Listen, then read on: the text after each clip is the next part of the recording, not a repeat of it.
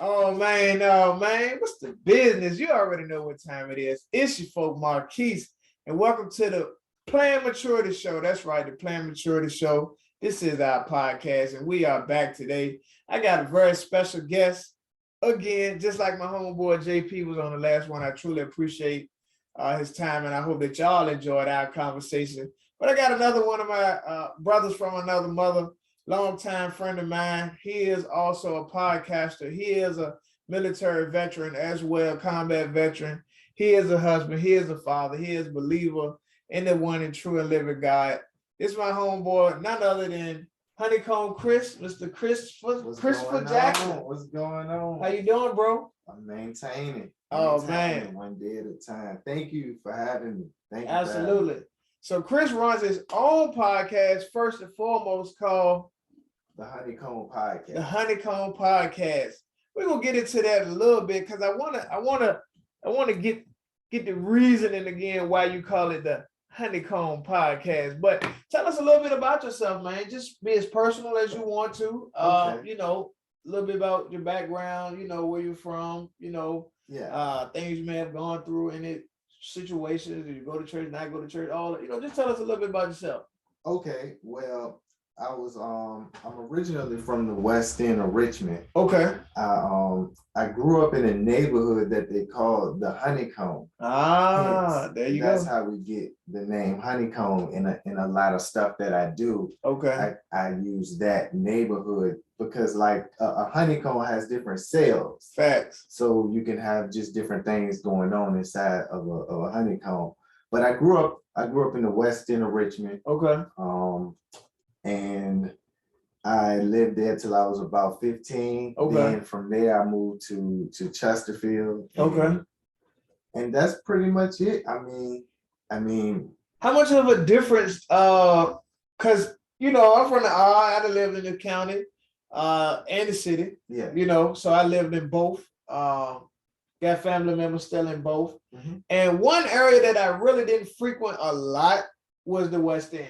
Did Northside, did East End, Church. I know about it, out of Wood, because we went swimming at Randolph Pool all the time. That's the pool. I grew up in I went to all the rec centers and all that. So, what type of major difference did you see in the West End and whichever area of Chesterfield that you went into? The major difference of the West End, specifically where I grew up at, is you in the heart of the city. Okay. I mean, it's stores, restaurants, bars, and a college, all within a 5-minute radius of where I grew up. Okay. So you in the metro area.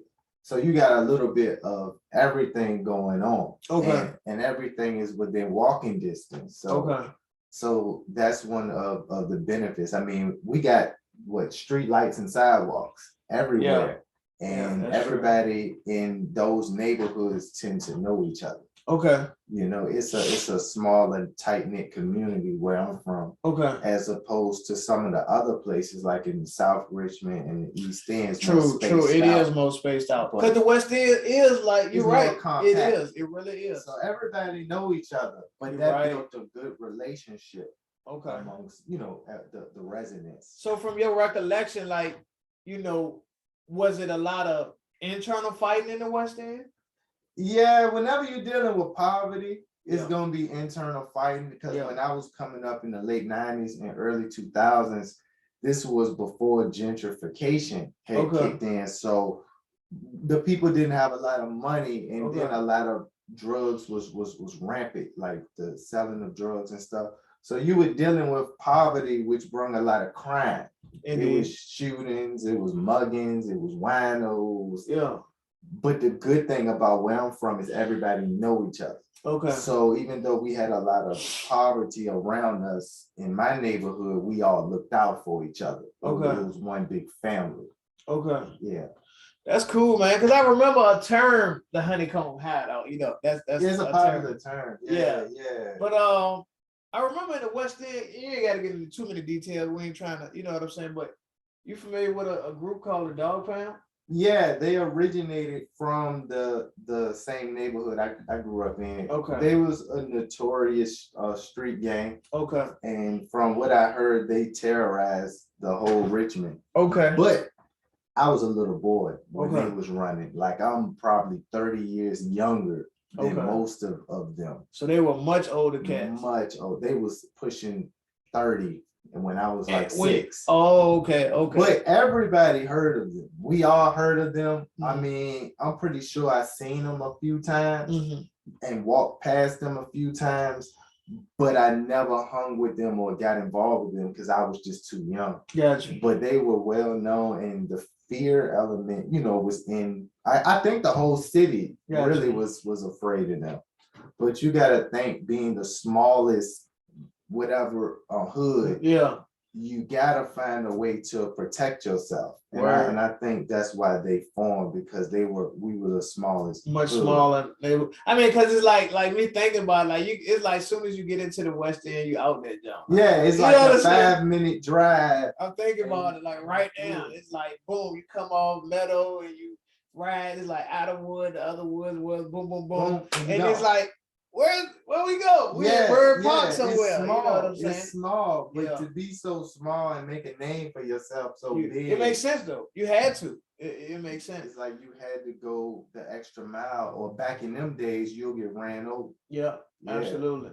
Absolutely, man. Cool, man. So you went to Chesterfield. So that's tell me about Chesterfield though. Like, cause one thing that I learned about just my life experiences and being in other places, it was always that the city goes super duper hard, which they do, and the county soft and all this and stuff. But I know some hard hitters out the counties, man, that's getting money, that bust guns, they got bodies and all that. So I mean, people can kind of say, "Oh, you trying to be like the city and all that," but what's your thoughts on that? Are people themselves, and is it just the culture? And what did you see in Chesterfield? Well, when I got to Chesterfield, I had that same mindset that the county is lame. It's gonna be a bunch of whatever, posers. But when I got there and I started meeting like the people, it was around the time Lil Wayne was blowing up. Okay. And what I noticed was in the county, they gangbang Bloods and Crips, which is not like in the city. In the city, when I was coming up, it was no Bloods and Crips. It was just homegrown gangs. But our county, they had real neighborhoods made around Bloods and Crips. Wow. The neighborhood I lived in was a Crip neighborhood. But then you had back in the day Squire Hill, which was a Blood neighborhood. Wow. But we all went to school together. Mm-hmm. So they were out robbing and shooting and fighting and carrying on. And what I learned was, just because they're from the county don't mean that they soft. Mm-hmm. They'll run over you like any other gang. Mm-hmm. So, and I mean, and that's something, that's an interesting thing to acknowledge, because if you think about certain areas, like for instance, Essex Village. Yeah, Essex Village is technically Henrico County. You know what I'm saying? But it's looked at as a city place, kind of. I mean, it's literally on the line. But for those that want to be technical, you know what I'm saying? That's very interesting, man. That's very interesting. So, but Chesterfield, I'll say this though. I mean, it was a lot of, just like anything, it's good and bad. Mm-hmm. It's really what you make it. If you stay to yourself and mind your business, you won't have no problems. Mm-hmm. But if you get involved with that, then you bring problems upon yourself. It's kind of one of those things as you look at it, man, because it seemed like, generally speaking, the grouping together kind of brings about that mentality. Because I heard about Squire Hill. Like, I went out there, like, I didn't know about the violence. Like, I had a little chick, you know what I'm saying? But play with. I just generally heard like whispers, like, Squire Hill, Squire Hill, Squire Hill. And I'm like, but I went out there. And that's Chesterfield. You know what I'm saying? So I guess to me, like, I wrote the book Overstanding for some of y'all to know. And to me, it's like an overall cultural thing. You know what I'm saying? It's a cultural mindset. Because think about the country. You go to some of these hick town countries, them boys is with it. Yeah. So that's kind of one of those things. It's like, the city go hard. Of course, city known for going hard, city slicker. But I met a dude from Burkeville many years ago. I don't know him personally. I don't even know his name.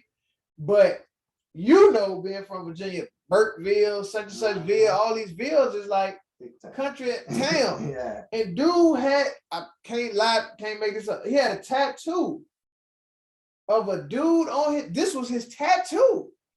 A dude on his knees, dressed in street clothes, and another dude standing in front of him with a double-barrel sawed-off shotgun in his face. Wow. And it said Burkeville. Wow. That's the culture. That's the mindset. You know what I'm saying? So, yeah. You know, and I'm just saying. I think Chesterfield adopted just the same mindset. I mean, because the As area, the South.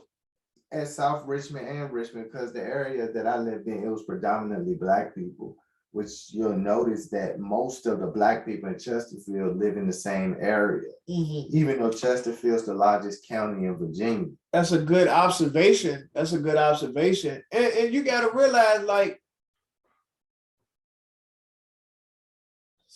people, families be in the city, or they be from the city, or some, you know, it's always a mixture or a blend of culture. Because I know people that's from the city in Richmond, but their family might be from the country. Exactly. Like down south somewhere, and they rowdy. You know, they with it. You know what I'm saying? You don't go down there and start no mess, especially in the country. They'll leave you in one of the woods somewhere. Yeah. So I just think you should always respect wherever you at, because that's a key thing, is just making sure you carry yourself appropriately. Yeah.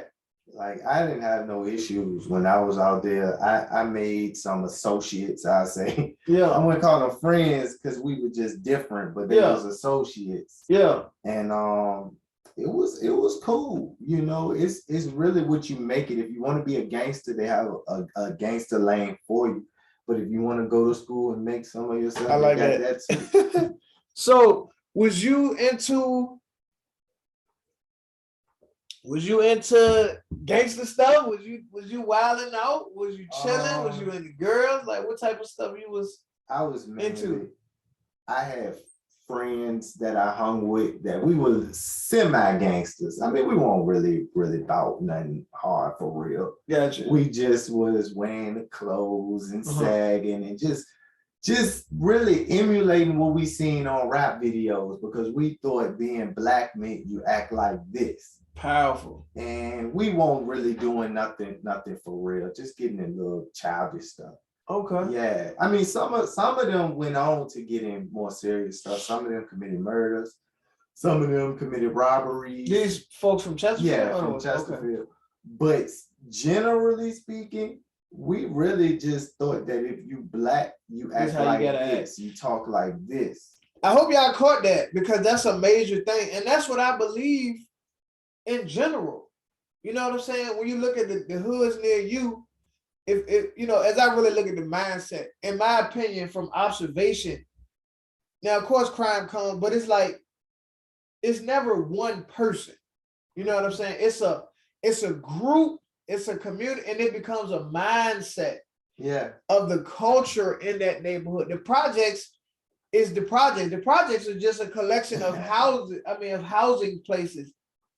You can take everybody out there and fill it with white people and Spanish people, and it's gonna be how they are. What's your thought? I got a funny story about the projects. I had a buddy, I'm not even gonna say his name, let's just call him K.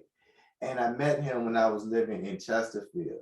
And this man told me, he said, Chris, when I get older, because he said he lived in the Fairfield housing project till he was 2.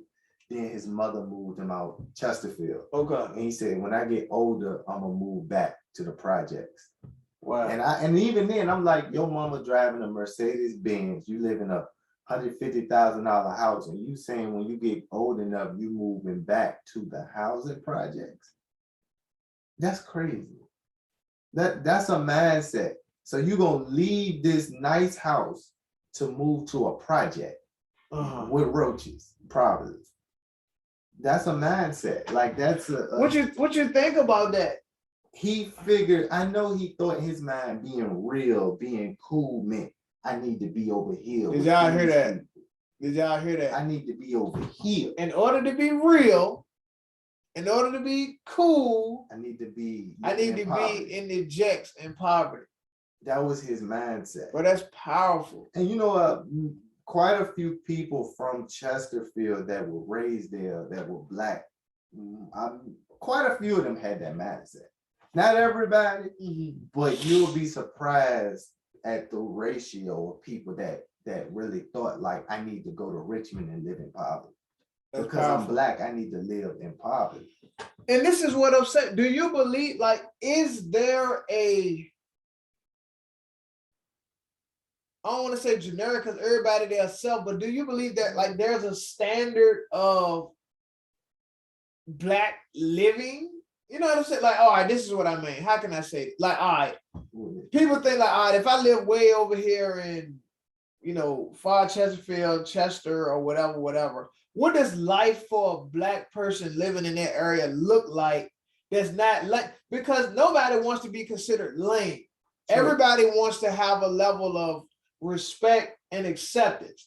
Now, the thing about it, so some of the city slickers and the G's in the streets in the city might be like, they lame, they squares, they whatever. Yeah. And then on the flip side, they would trade places. Some other ones might be like, well, them guys is lame. Look at you wearing your pants like that. Look how dumb you look. Look, you know, you can't talk, you can barely read. Yeah, you got girl, you know. So, and then to me, listen to what he just said. Does that create a hypocrisy?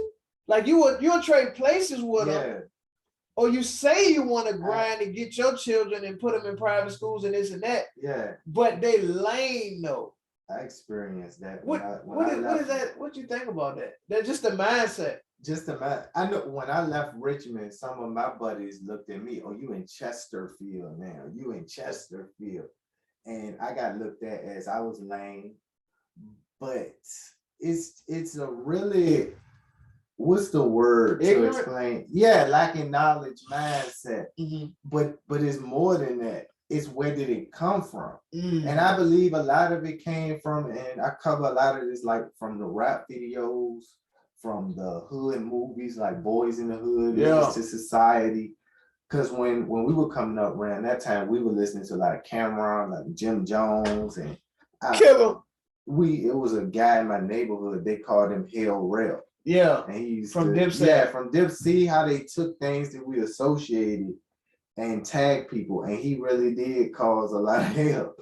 So the mindset really came from a lot of movies and television. Like I remember when Master P put out that record, Ghetto Dope. And he had everybody feeling like they wanted to be a gangster. I actually listened to a guy say that on his interview. Well, he was like, I was locked up, and when I forgot who I was listening to. I know what you're talking about. He was like, when I came home, everybody was playing. Now listen to this. Everybody, this man said when he came home, everybody was playing Ghetto Dope from Master P. And he said, because of that, everybody was hustling. I seen it with my own two eyes. Because I was living in the West End. Yeah, I was in the hood. And though I wasn't old enough to do that, I seen people emulating that record. Wow. I seen it. Yeah, they was really and you know what I noticed? A lot of the people I grew up with, they were good people. They were good students. Check this out. They were good. Check this out. Listen to this. They were good dudes and girls, and they just really, most of them went down the wrong path because of just decisions. Now pause. So you saying, because well, I like to unpack and dismantle a lot of beliefs. That's just the way I am. You know what I'm saying? Because I see so many fallacies in our belief systems as Americans and then as Blacks. Yeah. Like I see a lot of hypocrisy. I see a lot of ignorance. You know, just the mindset, you know what I'm saying, which I was once a part of, but as I came out of it, I'm like, wait a minute, that don't even make sense. So you had good people that's in the hood. Good people. Wonderful people. In the West End, and they won't thugging, they won't wilding, they won't, but that was where they was from. I know more people that won't doing no crazy stuff that ended up doing it later than I do people that was really with it, with the business. From the West End. Yeah, most check people, that out. In my neighborhood, most of us generally came from good homes. I mean, they weren't perfect, but they were good. And they gravitated to the streets because nobody put a gun in your hand and made you go do it. You did it because we used to watch this thing called The Box. Oh, it's like The Box, bro. And we would the music video, Joe. The music video. We used to watch The Box. And I remember when it was 97 and I saw Biggie on this yacht and Diddy was next to him. And I never forget.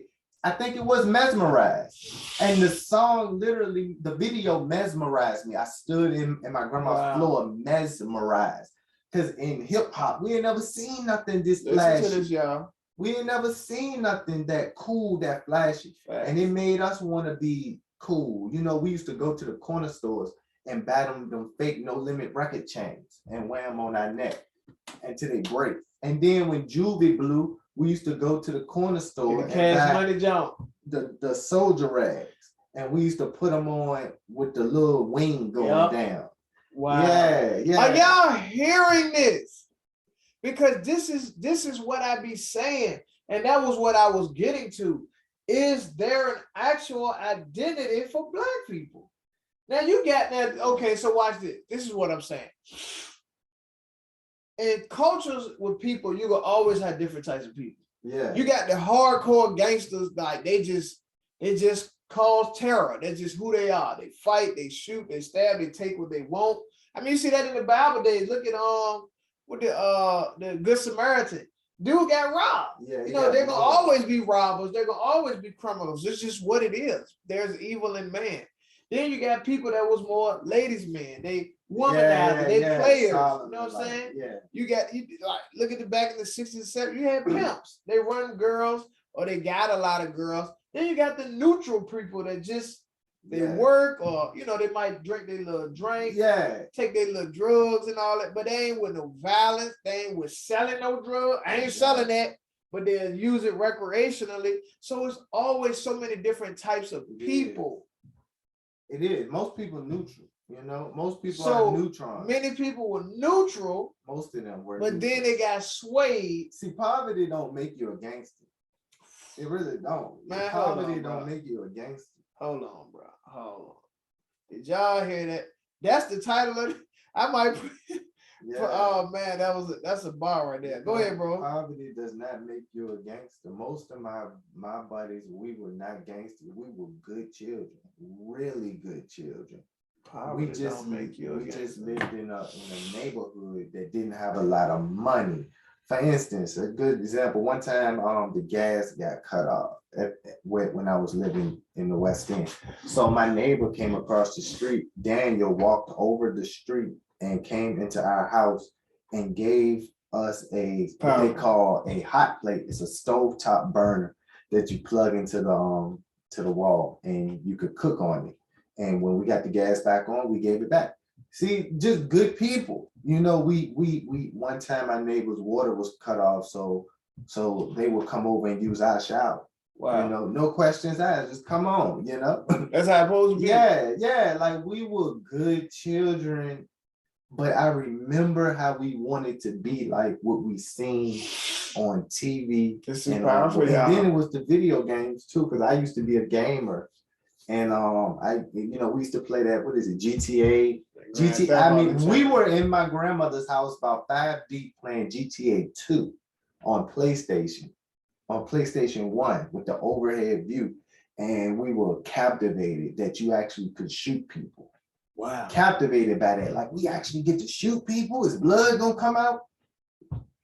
This is crazy. I hope y'all enjoyed this episode, man. This is fantastic, bro. Let's switch gears a little bit, man. I appreciate this transparency because, I mean, we got to talk about these things. You know what I'm saying? We see the pain that comes from, you know, the cultural mindsets. And many times we believe, you know, you can't stop it. You can't break the cycle. You know what I'm saying? It's just, you know, but before we get into your military, so you just said you believe that you can? I do believe it can be stopped. What do you see coming from where you came and seeing it? You know it. You got family members or friends. You know they was in the game.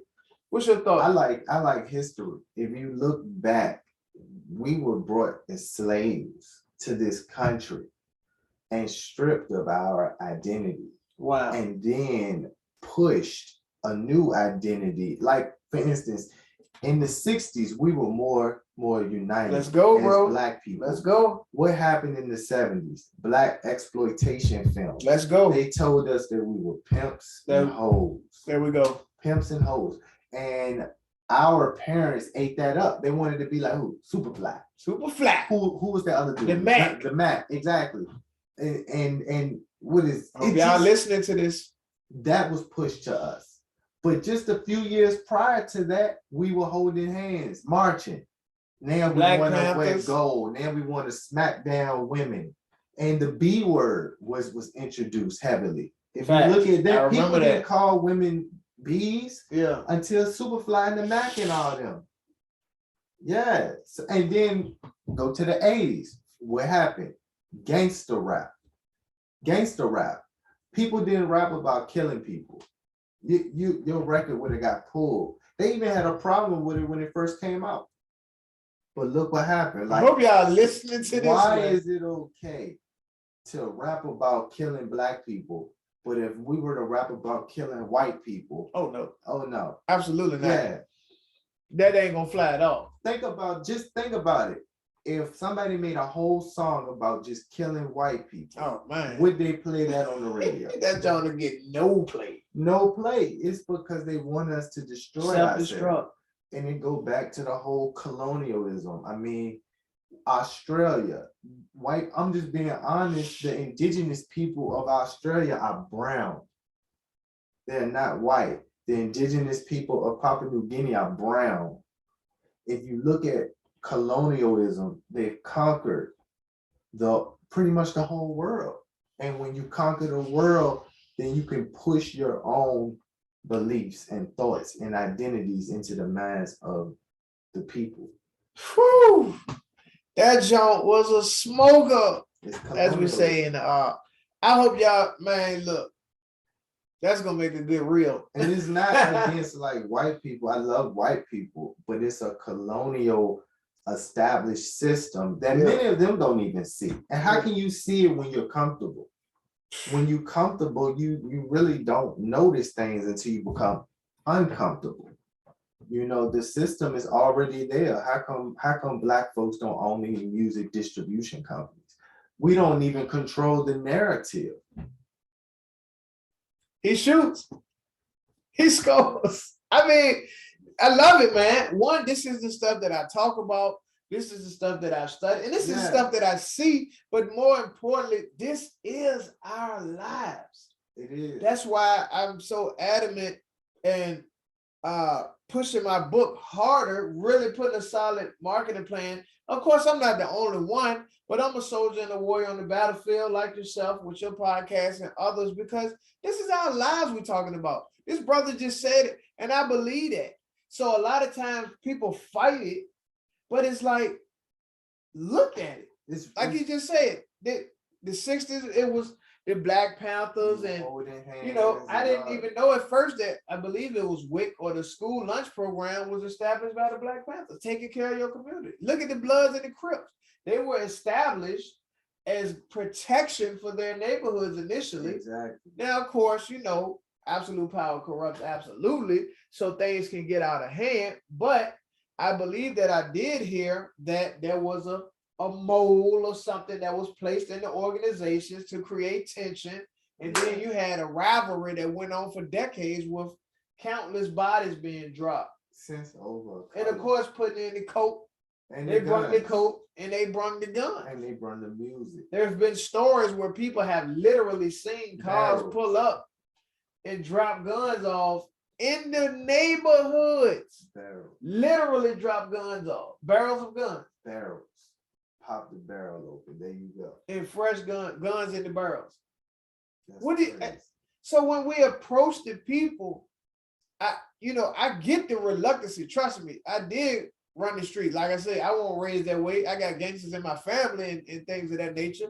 But we was cool. We was chill. We had a good time. You know, I jumped off the porch, ran the street, so forth and so on. So there were times where I got in those type of situations. And when you in it, all you see is red. All you see is the violence to cause pain and suffering. But hindsight and pulling out is like, man, like most of the stuff people die over, it's foolish. It's foolish. I mean, you want to fight, you know, okay, but to literally shoot somebody, stab somebody, kidnap and do, I'm talking about irreversible harm. Exactly. It's, come on, man. Who's the rapper that just passed away? Young Dolph. Exactly. Young Dolph was making moves. He was making money. He was helping his people. Of course, it's always stuff that we don't know. But like I just said, man, it's the whole culture now, man. Go make a ring, especially if y'all got an issue. Put some money on it. If you got an issue with Gotti, you know, no disrespect, Gotti, you know, but I'm just saying, like y'all could have threw hands like me and put money on the joke. Everything is stick music, man. It's stick music. Yeah, it's the whole music is just about killing.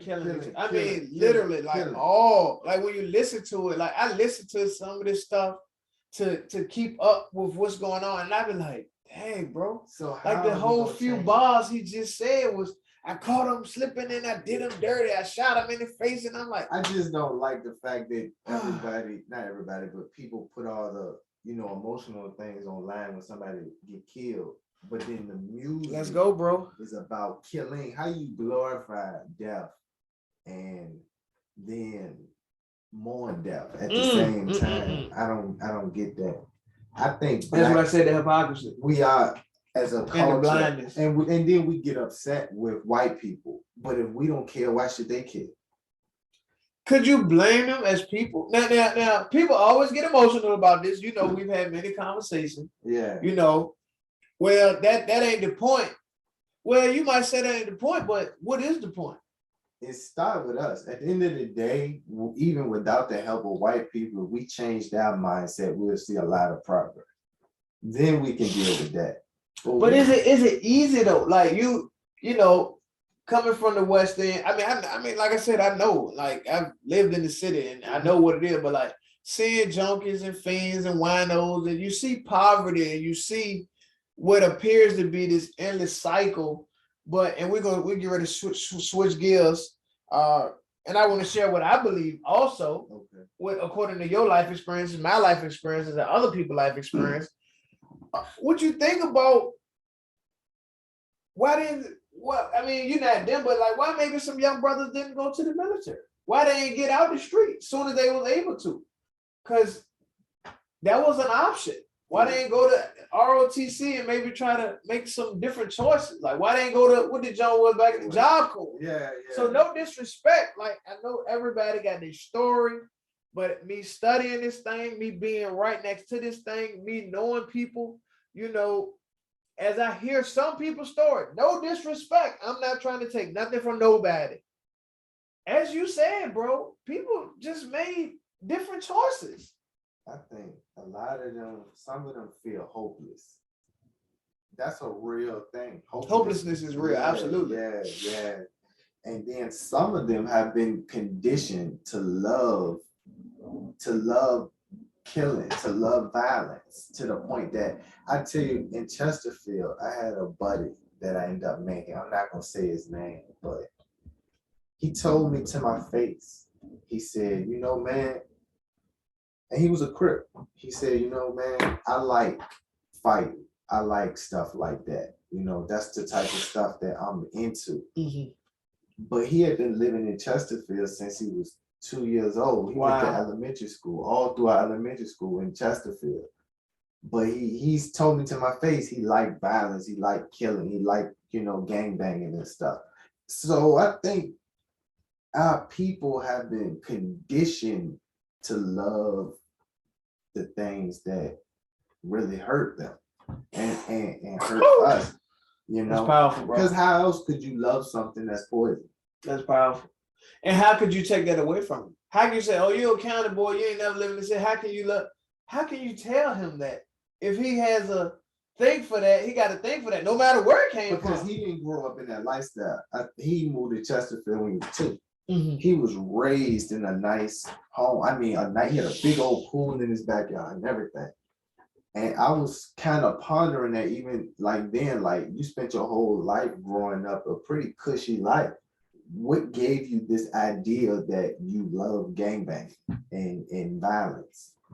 Now, some may say, because I don't know the guy, but some may say, well, if he's been inundated with this music and this is all he listened to, and this is all he watched, then he began to love it. Now, the thing about it, the interesting thing about it is because, like I used to say, it's not funny, but I would say it's all fun and games until somebody get pregnant.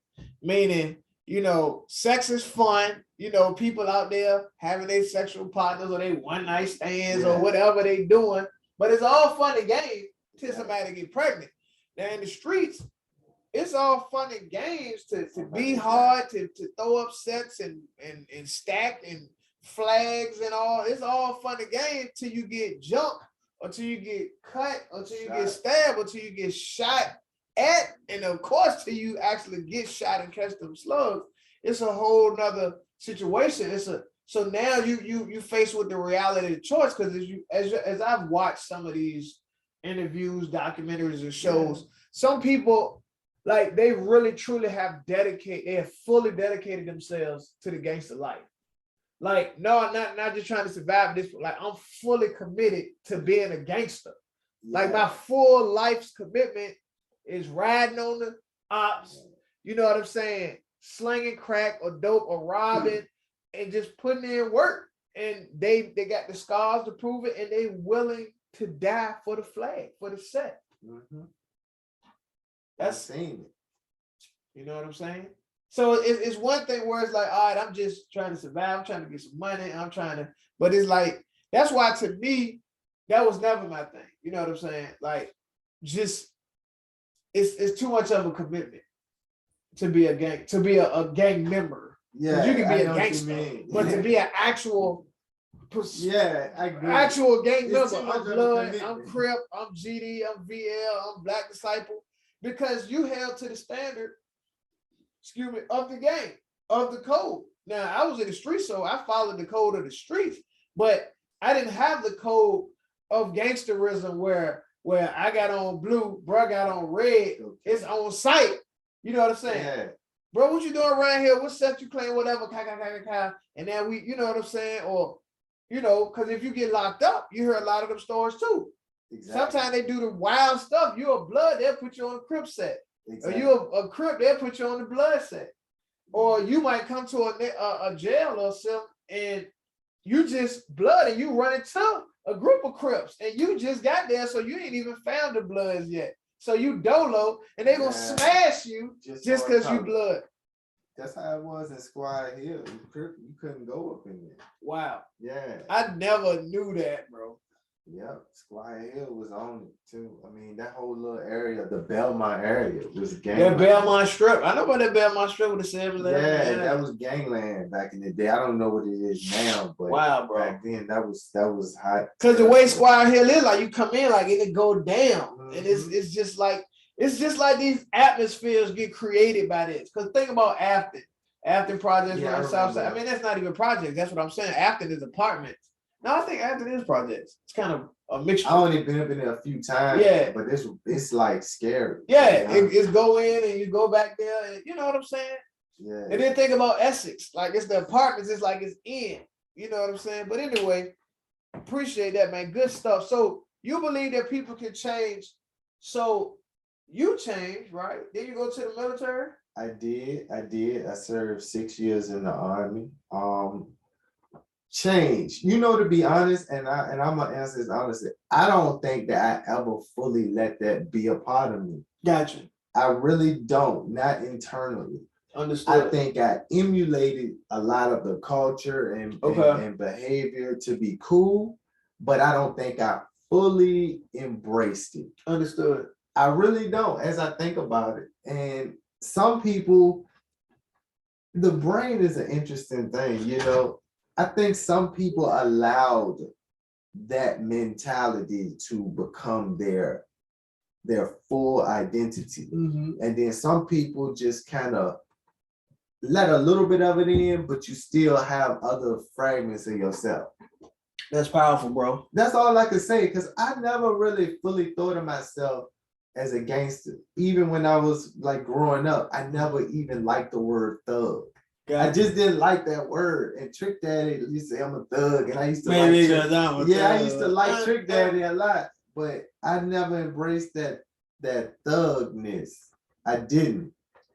It's interesting, but I don't know. I guess some people fully accept everything from the spiritual element to the natural, and powerful. Some people internally, I think they do internally resist. That's powerful. Before we switch gear back to the military, what you think? Just because of all that you've seen, what would be your definition of thug, or what would be your definition of gangster or G? Like from what I seen, or the actual definition, because it came from India. That's true. Yeah, they were a group of rogues that used to beat people up and rob them.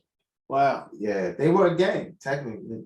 But that is interesting. The word thug came from India. I did look that up. Yeah, but my definition of seeing thugs and gangsters is people that sell drugs, that beat people up, rob. They're not gonna work a regular job. They are totally against that for all the wrong reasons.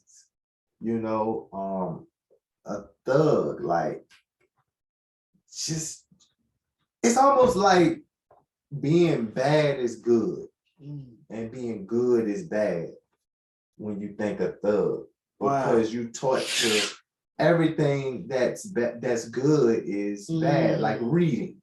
You know, I remember being in school and people used to make fun of you if you read.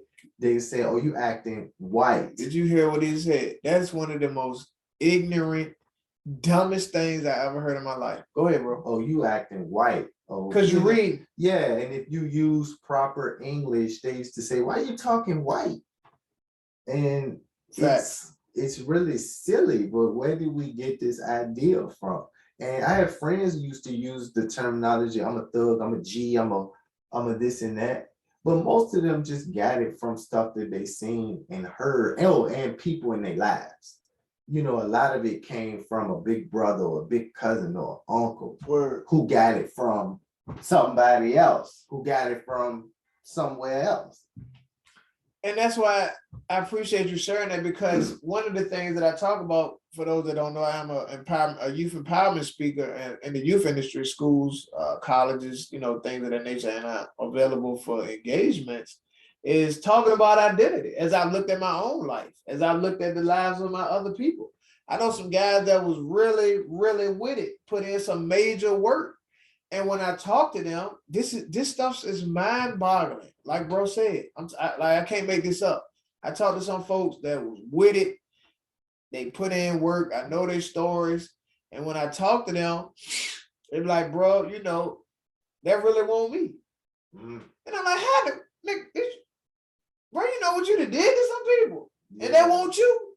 Like, that's powerful. You know what I'm saying? Like, I know they done sold drugs and robbed, all type of stuff. It really wasn't them. They was doing that as a survival mechanism, which then, of course, you can't, you know, if it you know, I'm not judging anybody, but it's like, well, you thought that was a survival mechanism, which go back to what I've said. Because you didn't have to be 18 to go to Job Corps, right? Job Corps was teenagers. I don't remember. I'm sorry, I don't remember. But and again, I'm not taking away anybody's experience. I'm not doing that. But hindsight, because I talked to one of my people that's locked up doing long-term time. I'm like, bro, if you can go back and do it over again, what would you do? But I would have went to the military. See? Just like that. I would have went to the military, so we about to switch over. So I'm like, "Dad, well, bro, why didn't you?" Even though he had criminal record as a juvenile, he been getting locked up. He got a rough story, for sure. But it's like, bro, why didn't you go? You know what I'm saying? It wasn't valuable then. You know, it wasn't important. It wasn't valuable. You know what then. I noticed? A lot of the people that was thugging hard on music videos and stuff today, they're not even thugging that hard. That's crazy. Look at Project Pat. Pata. Yeah, he looked pretty cool and like he doing all right. He doing good. And I seen him on interviews. They're not even glorifying thugging no more. Fact. Look at DJ Paul. You know, look at Jeezy. Yeah. You know, they growing up. They growing up. Look at Gucci Man. But I will say this: some of them. Now you didn't name some people that we know that regular stuff, but it's like some of them, like music is entertainment. It is. Like music is entertainment. Now there are real stories. You know what I'm saying? Yeah. But you have heard of some people like how much of that did they live? A lot of them did live it. Yeah. But look how they lived it, then they moved past it. Yeah. Like if you were to try to get them to do something gangster today, they'll go in the other direction. And is it that maybe it was never really a part of them? It was a phase that they went through. Because if you think about it, being a gangster and a thug is still fairly new. I mean, it's still new in our community because we wasn't thugging in the 60s and 70s.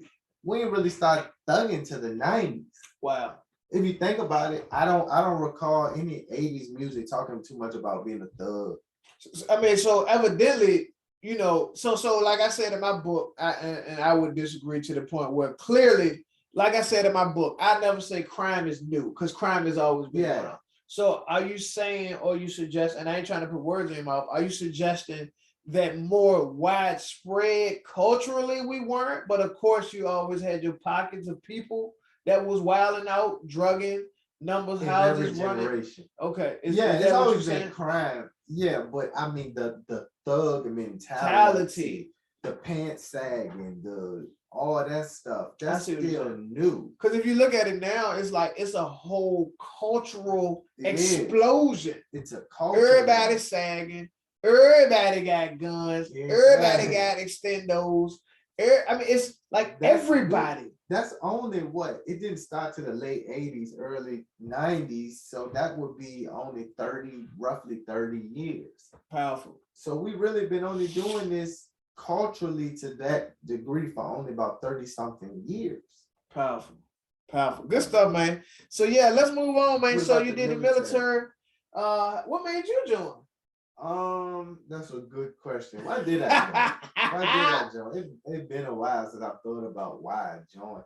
That's a multifaceted question. But I was getting ready to graduate high school, and I did know I didn't want to be a gangster. I knew that consciously. It wasn't for me. It wasn't the life for me. I wanted to do something, but I didn't know what I wanted to do. And I always heard that if you don't know what you want to do, just join the military. Just join the military. There was a slogan, Yeah. So I did it because I didn't quite know exactly what I wanted to do, but I didn't want to waste time. Okay. So I joined the military, and I actually failed the ASVAB 2 times. Oh yeah. Before I passed it, so I had to keep trying before I got in. It won't easy. But that goes back. I failed it because I didn't value studying. I never studied, even though I passed it eventually. It took me to my 3rd time, but I didn't even think about studying. Yeah, studying. Like if I would have studied, I could have got a better job. But come on, man. Studying wasn't important to me. Are y'all listening to this? This is so important, man. Because we're here to bring a message of maturity to millennials. I forgot to say this in the beginning. The Plan Maturity Show and Plan Maturity as a brand, we are here to bring a message of maturity to millennials and their minors in an effort to create the perfect citizen. This brother just said, studying wasn't important to me. I did not value it. So to me, now I've been doing study on the mind and psychology. So Maslow's hierarchy of needs is important. Like what's important to you, survival. Exactly. And that's a real thing. You know what I'm saying? So I ain't judging nobody. So survival, where you gonna get your meal from, food, water, shelter, things of that nature. So growing yourself as a person. Now this is very important stuff to know. I don't know how many schools talk about this, but growth as a person is nowhere near even on your radar when you're stuck in survival mode. That's a bar right there. It ain't even on your radar to become your higher self because you're just trying to eat, stay alive, and have sex and things of that nature. Unfortunately, I joined the army with no clear goal. I just figured this is better than that. Than being out there and I doing joined nothing. the army with a poor man's mentality because I never had the things like investing in financial Oh, I definitely want literacy. to talk about I that. didn't know anything about that stuff. And most, honestly, to be honest, most Black homes don't. We Word. just talk about our best is somebody else's worst. Woo! And Go! our best was just, That joke gave me chill. this baby, you graduated high school, now going to that military. But how do I navigate the military? Our What best should I is do? someone else's worst. Yeah, so to my peers and my family, it was something to brag about. And they were happy for me. Oh, Chris graduated high school. Chris was this and that. Chris didn't join the army. He getting that $20,000 bonus. But I had nobody gave me a goal. That's Like, powerful. no, that's why I seen a lot of people when I was in the army. I seen a lot of Black people Facts. who came from Philadelphia and stuff and New Orleans. They got in and they washed out because they couldn't adopt to that mindset because nobody shaped them. Like many of them I'm just going to the army because it's better than the streets. But then they couldn't conform to be a productive soldier. Man, I hope y'all getting this. They couldn't conform to be productive. Cause I ain't gonna lie, I was a knucklehead, man. And unfortunately, when I speak on that, I do feel a little ashamed because I know my potential and I could have been better. But I was such a knucklehead, man. I was rebellious. I just wanted to do what I wanted to do. And I could have done so much better. I could have put in the package. I could have done better with my PT. I could have got out, I did 9 years. I could have got out E6, maybe even an E7. That would have been so fantastic to get out of the military as at least an E6. I say at least an E6, a staff sergeant. Being, the age that I was, because time is moving. I've been out the army for 10 years now. So I would have been 26 as an E6. That would have felt great, man. It's something to be proud about. Instead, I got out as an E4, a Spec 4. I wasn't even a sergeant. And, it's hindsight, not to beat myself up, but I want to say to anybody out there, listen, man, this brother been dropping so many jewels with the simplest conversation. The scriptures say, the Bible say, it's the small foxes that spoil the vine. You know what I'm saying, man? It's the simplest things, the simplest disciplines and tweaks in your mentality and mindset that's life-changing. He said, I did not value studying. No. So you might say, why I ain't here? Why I ain't there? Why? Well, how much do you really value? You know what I'm saying? We talk off camera about something, which we'll talk about briefly. And I just had to be transparent with him, about how much do I value increase and investing in wealth? Because at the end of the day, your beliefs gonna determine your reality. Your core beliefs drive your life. So you really want to see what's important to a person, look at their life, look at their schedule, look at, you know what I'm saying? So cool, man. Went to the military. Me and you met in the military. Exactly. Back in the day, that was like 12 years ago. Went to Iraq too. 1 tour in Iraq. So you did Iraq. So you were considered a combat veteran. Mm-hmm. I'm a combat veteran. Cool. How was that overall? Overall, it was a lot of different things. Anybody who deployed to a combat zone, you will have a whole lot of different emotions and experiences. Absolutely. How long were you in country? Like 8 months. Okay. In country, but I was gone for like 10 months. Yeah. But I spent most of my tour, I actually spent outside the wire. Like we lived in a building north of Missoula. What city you was in?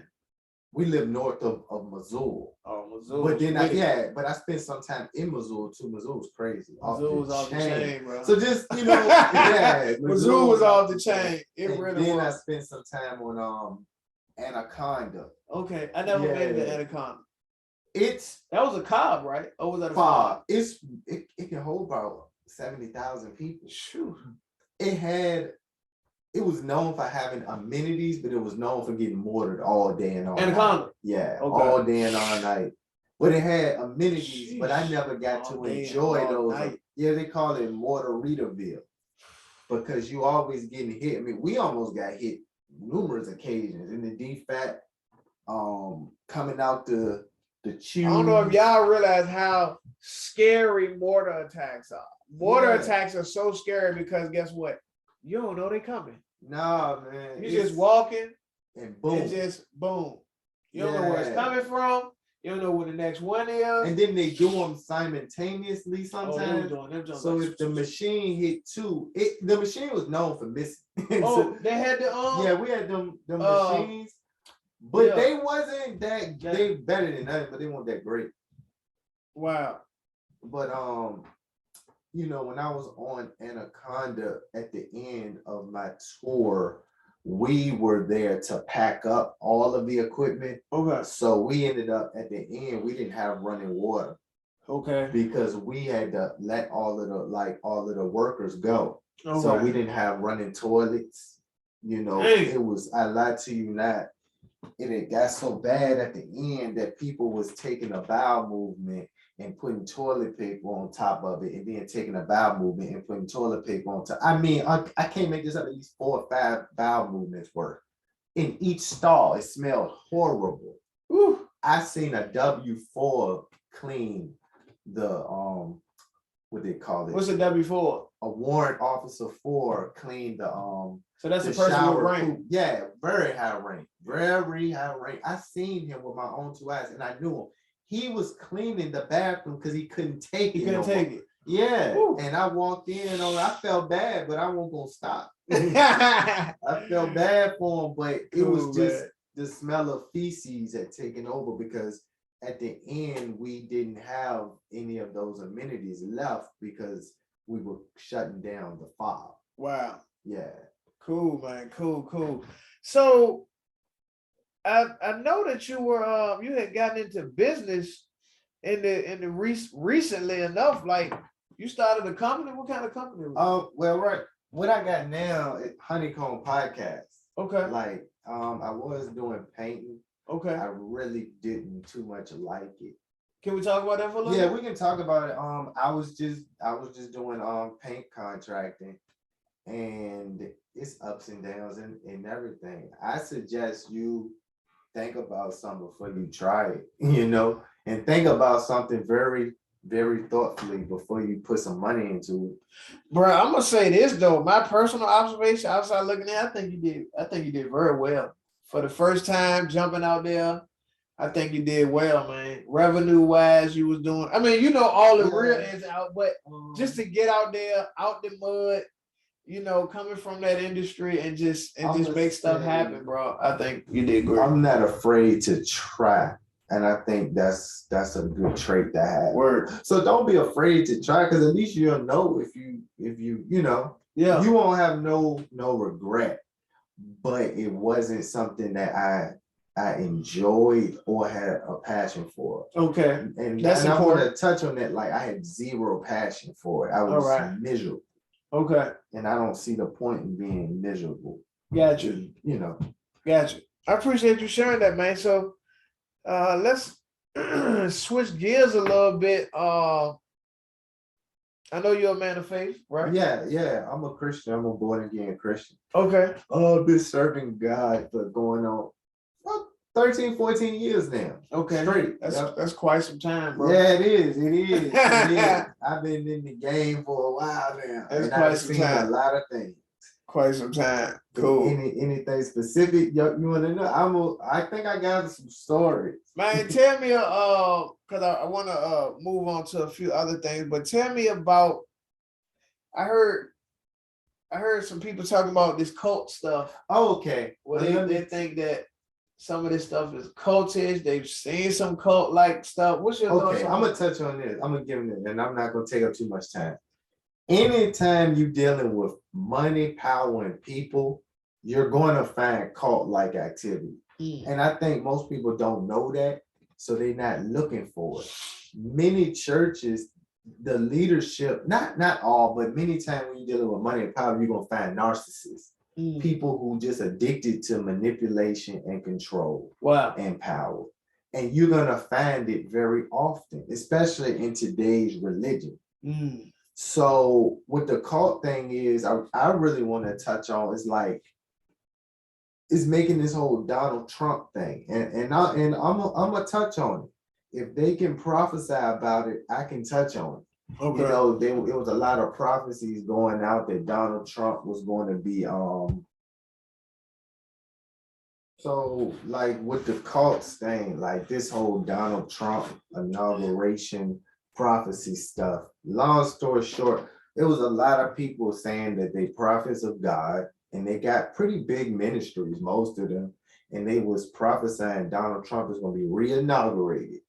And it didn't happen, but they kept prophesying. I mean, they kept prophesying. They kept saying God changed this, pushed back the date. And now we're at a place where they don't want to talk about it no more. So that's showing us that, like, look at how many people believed it, how many people went along with it, how much money they're making, and all this stuff. Which I'm not against ministries making money. It's just it's that type of cult mindset where you follow the charismatic leader. And if you come against it or say or question it per se, then you're the enemy. Then they want evil things to happen to you. Then they trying to put curses on you and they're slandering you. You know, that's a cult. That is a cult-like behavior. And I just urge people to really look at yourself and ask yourself, is there any questionable things that my pastor doing or our bishop or ministries that you follow on YouTube? And if you can't ask a question or you get criticized, then maybe it's a cult. If the people come against you for asking a question, then maybe it's a cult. But we see that going on now. It's almost like ministry mafia, you know, like if you say something, they're ready to break your legs and throw you into the river. And I love ministry. I love the Lord and I love these people. Long story short, it's a lot of narcissism in ministry. It's a lot of manipulation and control in ministry. And when you conscious of it, you'll see it. Wow. Wow. I'm gonna leave that there, bro. I appreciate you sharing that. I know I have my own stories as well. And Trump is not our God, y'all. I'm just saying, like, we deified Trump. I seen today online. I seen a thumbnail and it said, what was it? It was almost blasphemy. And it said the word of Trump instead of the word of God. Yeah. And it was like almost blasphemy. Like, and it was by a well-known minister of God. Well-known. And my only thing about it is so many people get swept up into stuff and then they don't know no better, you know. So that's it. I'm not against ministry. I'm not against ministries earning money. It's just when you worshiping a man, that becomes idolatry. And no good can come from that. Exactly. Amen, bro. Amen. Cool, man. As we get ready to wrap up, man, tell me about this, because I was calling you Crypto Chris. Yeah. Tell me about you know, I've known you to been dabbling in crypto to some degree for some time. Could you kind of share what you learned and anything you see on the horizon, you know, that you want to share? Or? Blockchain technology is the future. And if you want to change your life, get in now. What I mean by that, blockchain is not only crypto, it's just a way to create and share information. That's all it is. You could share music, you could share movies on the blockchain. On the blockchain. You could share money on the blockchain. And that's the future. But also with the blockchain, they got what's called the metaverse. Facebook just renamed their company Meta. Wow. And they got advertisements out that says Meta with the lion and the little ox and all that stuff. It's commercials to where you're going into the metaverse. What? And these people, they're not gonna tell you. Well, they do tell you without telling you. Yeah. But by the time you find out, you done missed out.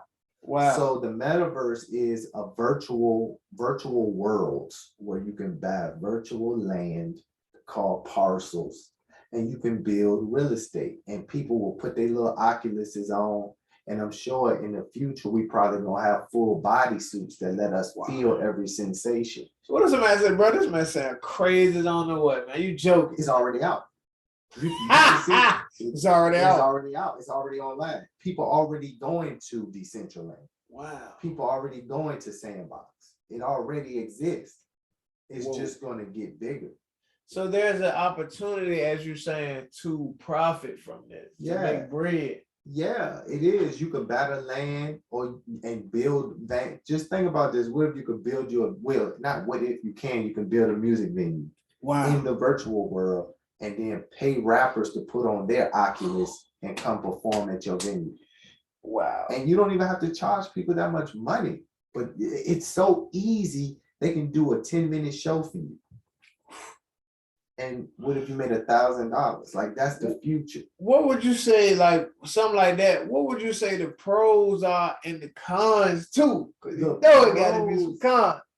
Don't sound like Terminator or something. Yeah, the pros is it allows us to network and connect with so many people on a greater scale. But then the cons is it's kind of scary. It just sounds like it's like taking over reality. Wow. You know, it's almost like, why would you want to exist out here when you can exist in there? So I really do believe there's a lot of cons, but I also believe in the future, it ain't going to be many jobs or opportunities in the real world. So most people are going to spend their time in the virtual world, to be so honest with you, because while we distracted they're taking over out here. But we need to take over. That's a bomb. If you can make a lot of money there, you can buy your stuff out here too. You gotta learn. Crypto Chris in the house, y'all. Crypto Chris. Do both, you know, because in the future it's only gonna be two, rich or poor. So right now you can get involved with the metaverse, whether it be Decentraland, Sandbox, Simonium Cube, whatever. I would just suggest that people look into it, because don't get left behind like Google in 1999 or Bitcoin. Yeah, or like Amazon. You know what I mean? You're right. Look at that is the future of just about everything that we use. So is it as simple as, like, how do you, like, of course, you know, this ain't a workshop class or something, but generally speaking, how would a person even do that? I'm talking about Joe Blow. I don't know nothing about none of that. Like, how would they get coins? Well, getting coins is easy. Okay. But learning the whole thing is hard. Okay. But you can get coins back down. Yeah, to grasp the concept. It's difficult. Like, I seen when everything had changed and you had to start doing job apps on computers. I seen older people struggle. For years they struggled. And they'd be calling you to come and help. I seen it with my own two eyes. Still doing it now. Still doing it, even with these phones. Help me. Yeah, help me dial this. So technology hard when you out the loop, but getting coins is pretty easy, because all you do is download the coin. Not even download. You can go to Coinbase on your desktop and then put your debit card information in, and then find the coin and buy it. Simple as that. Can you buy mana on Coinbase? Yes, but you can't. But certain wallets carry certain coins. So to get certain coins, you have to have a higher level of knowledge, because it do be a lot of, I need to turn this into Ethereum, and then set by that, then transfer that here. But that's how you make your money. When you learn to maneuver in that world, that's when you really start to make some bucks. But if you want to be just a casual coin, holder, you can just go to Coinbase and buy your coins. Because if you just buy your coins now and let them sit in 10, 15 years, I don't see why you couldn't be six or seven figures in. Wow. It's that easy now. Just like in 2010, it was easy to just go buy you some Bitcoin and then go live your life. Just write down your password and keep it somewhere safe. That's all you had to do was drop $100. You'll be a millionaire. You're right. It's that easy today. Literally. I mean, we're going to be multimillionaires pretty soon. And I be trying to tell folks, but it's hard coming against ingrained mindsets. Ingrained. Yeah, just go to Coinbase and buy what you want. And I know most of y'all don't know what you want, but that's where work come in. You got to go to YouTube and just watch videos on different coins, and you might make a mistake. But if you spend just $100 on average now, I don't see why you can't be touching 6 figures in 10 years. Man, I hope y'all got this, man. This was a fantastic episode, man. I truly pray y'all got value.